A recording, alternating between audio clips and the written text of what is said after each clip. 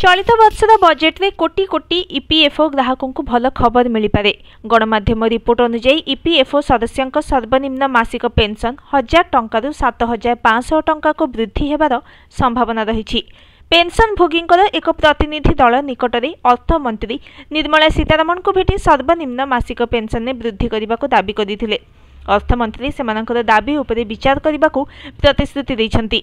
2025-26 आर्थिक वर्षर budget February पहला संसद में आगत हेब। ए संपर्क में ईपीएस 95 जातीय आंदोलनकारी कमिटी जनवरी 10 तारिख में सीतारमण को भेटिथिला। यह पूर्व श्रमिक संगठन गुड़िक मध्य ईपीएफओ सदस्यों सर्वनिम्न मासिक पेंशन में वृद्धि दाबी नहीं सीतारमण सहित एक बैठक करते।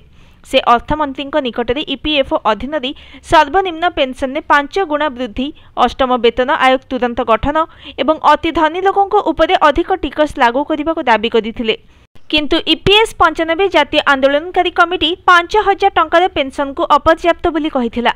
कमिटी कहवा अनुसार यह लोकों मौलिक आवश्यकता को मध्य पूरण करिपरिब नाही। रिपोर्ट अनुसार कमिटी दाबी करिछि जे सरकार 2024 मसीह सर्वनिम्न मासिक पेंशन 1000 टंका करथिले, किंतु अनेक पेंशन भोगी एबेबी एहाठारु कम पेंशन पाउछन्ति।